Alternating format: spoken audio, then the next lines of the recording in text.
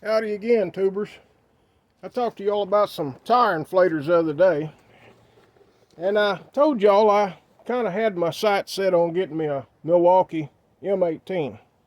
Well, that has since changed. I've been watching a bunch of videos myself, and I come across this Ridgid, which has got a lifetime warranty, and it'll run off the battery, or it comes with a cigarette lighter plug where you plug it into your vehicle. So you'd run it off of two different sources of power there. And I really like that. You can't do that with the M18. And that lifetime warranty makes all the difference in the world to me. For $49.99, that thing is a buy. And it fills this air tank from 0 to 20 6 seconds faster than the fastest thing I tested the other day. Now that's pretty impressive. Now I've had a look at this thing with a light and looked inside of it. The actual compressor only goes from about right here to right here. So it's a pretty small compressor in there. It's actually smaller than the Pittsburgh 100 psi high volume that I told y'all I like so much. But I've been looking for something in a compact package with a battery on it, and I believe this is it. Now I'm fixing to fill this tank. I'm not going to run my stopwatch. Y'all can watch the counter on the video. I'm going to let it run real time because it ain't going to make the video very long because I'm just showing y'all this one today. So I'm going to set this on 20 where it'll kick off at 20 psi on its own. And, you know, I told everybody the other day that 20 psi, maybe a little bit more, is about all you really need to try to put in a tire with one of these emergency inflators. Because if you try to top a tire off, you're just wearing out the inflator. There's no purpose in that. Me, the way I think of these inflators is it's to air a four-wheeler tire up, or a lawnmower tire, or a car tire, or truck tire, to the point that it's safe for me to drive to go somewhere, you know, to get to an air source to finish airing it up. I'm not going to wear out my tool for just trying to top a tire off. It's just not very smart.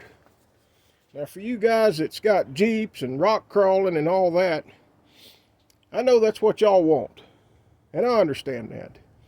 But there's a better way. This ain't it. And one way may be a CO2 canister, and another way is a belt-driven compressor.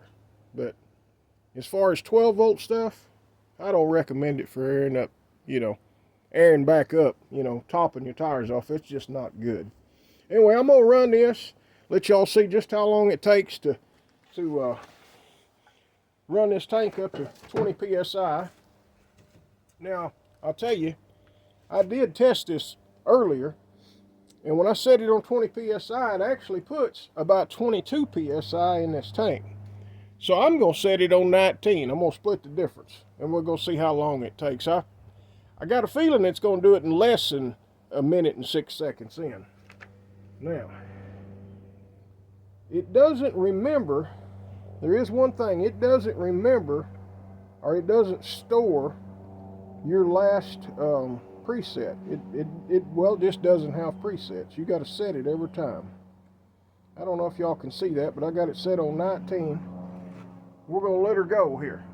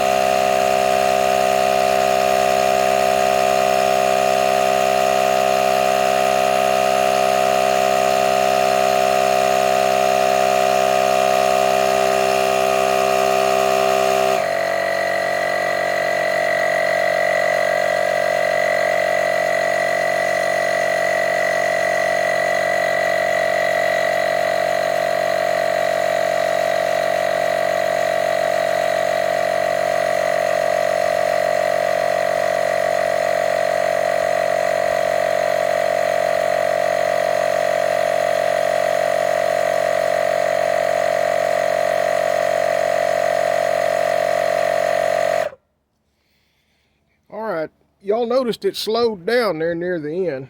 That's just the way that Ridgid decided to deal with accurately reaching your pressure.